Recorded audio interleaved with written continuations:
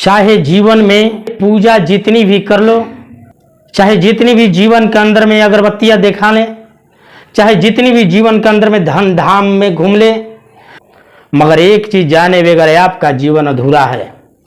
इस वीडियो में अंत तक बने रहे और यह अच्छा लगे तो जरूर लाइक कीजिए और नए हैं तो इस बुद्ध दरबार चैनल को सब्सक्राइब कीजिए और इस वीडियो को शेयर जरूर कीजिए ताकि सही सही बातें हर लोग को पता चल सके। अब आइए जानते हैं कि क्या चीज है जिसको जाने बगैर जीवन अधूरा है। कौन सी ऐसी चीजें हैं, कौन ऐसी चीजें हैं जिसके बगैर पूरी जिंदगी हम पूजा करते रहे। एक चीज को जाने बिना कैसे जीवन अधूरा है, अब इसके विषय में जानते हैं। प्रकृति का नियम, अगर प्रकृति का नियम नहीं समझते हैं तो जीवन के अंदर में दुख के सिवा और कुछ नहीं मिलता है। चाहे पूरे जीवन भर आप दौड़ते रहें, कभी इस मंदिर के पास, कभी इस मंदिर के पास, कभी इस धर्म में, कभी इस धर्म में, मगर प्रकृति के नियम से अगर अवगत नहीं हुए तो कुछ नहीं है आपके जीवन में। शांति नाम की चीज नहीं आएगी और आए भी तो क्षण पल के लिए आएगी, मगर वो शांति शांति नहीं होगी, दुख हो जाएगा। जो संपूर्ण शांति की सेंटर केंद्र बिंदु है वो केंद्र बिंदु प्रकृति की नियम है। अब कैसे प्रकृति की नियम केंद्र बिंदु है इसको समझते हैं।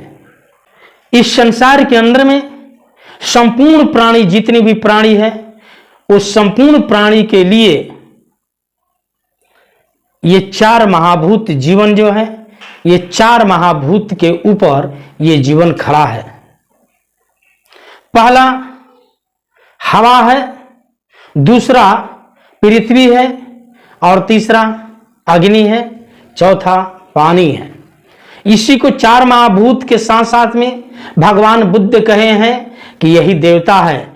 संत कबीर साहब भी कहे हैं कि यही देवता है और भगवान रविदास जी भी कहे हैं कि इसको चार महाभूत को छुड़ा करके दुनिया संसार के अंदर में कोई देवता नहीं है। अब देखा जाए, अपने आप से जरा सवाल पूछे कि जिस ऑक्सीजन के बदौलत ये जीवन जिंदा है, जिस हवा के बदौलत ये जीवन जिंदा है, इसके लिए मैं कितने रुपये मैं दिया हूं? तो आंसर आएगा, उत्तर आएगा कि 1 रुपया भी नहीं। क्या कोई दे सकता है? फिर सवाल खड़ा हो रहा है। किसी के पास में इतनी हिम्मत नहीं है, किसी के पास में इतनी बड़ी औकात पैदा नहीं हुआ अभी तक जो हवा को 1 रुपया दे सके। देने की क्षमता नहीं है, मगर क्या है, लेने की क्षमता है। जिस हवा के ऊपर ये जीवन है, हवा को 5 मिनट बंद कर दिया जाए, आदमी का जीवन उथल पुथल मच जाएगी और दुनिया से क्या होगा, विदा हो जाना पड़ेगा। हवा ही देवता है। इसको 1 रुपया अभी तक दिए नहीं, मगर ये संपूर्ण जीवन को ये देते रहा। यही प्रकृति का नियम है। और 1 रुपया भी नहीं दिया, फिर भी इसकी तरफ एक बार भी झांक करके नहीं देखा। किसी के ऊपर जीवन आधारित है तो फिर मंदिर और मस्जिद और गुरुद्वारे में जाने से क्या फायदा।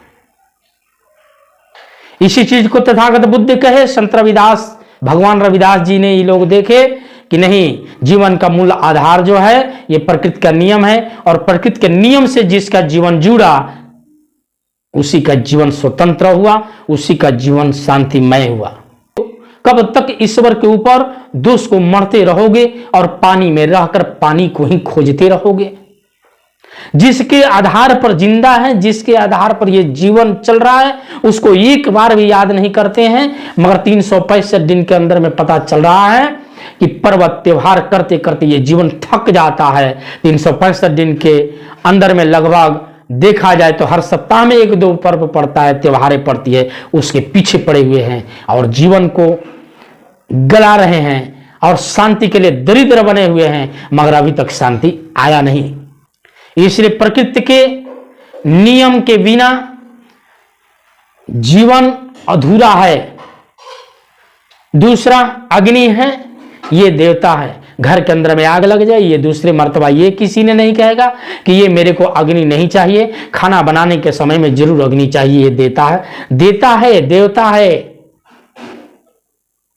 तीसरा, जल है, प्यास लगे, दुनिया के अंदर में किसी भी देवी देवता मंदिर मस्जिद को कह दिया जाए एक लोटा पानी उठा करके दे दे, एक गिलास पानी उठा करके दे दे, कोई नहीं दे सकता। अगर हाथ जोड़ करके मन्नत मांगते रहे कि प्यास बुझ जाए, प्यास नहीं बुझेगा, दुनिया से चले जाना पड़ेगा। प्यास बगैर तड़प करके मर जाना होगा। प्यास तब बुझेगी जबकि आप पानी पीजिएगा, जल को ग्रहण कीजिएगा तब। ये देवता है और पृथ्वी है जिसके ऊपर हम लोग सदा जीवन विचरण करते रहते हैं और इसके ऊपर जीते हैं। ये जीवन का मूल आधार 4 महाभूत है। ये 4 महाभूत में से एक चीज को भी खत्म कर दिया जाए इस जीवन से तो ये जीवन नहीं रह पाएगा।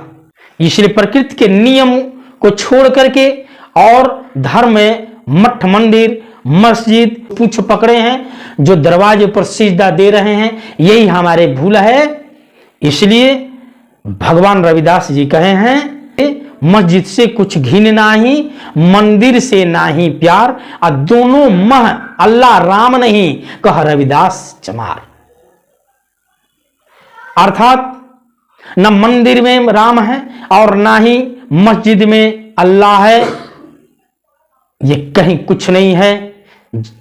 जब तक प्रकृति के नियम से नहीं जुड़ते हैं, प्रकृति के नियम ही मूल आधार है। इसलिए जीवन के अंदर में कितनी भी आप पूजा पाठ कर ले, दुनिया की कोई सा भी ग्रंथ पढ़ ले, दुनिया के किसी भी किताब को पढ़ ले, शांति आपके जीवन के अंदर में तभी आ सकती है जबकि आप प्रकृति के नियम से जुड़ेंगे।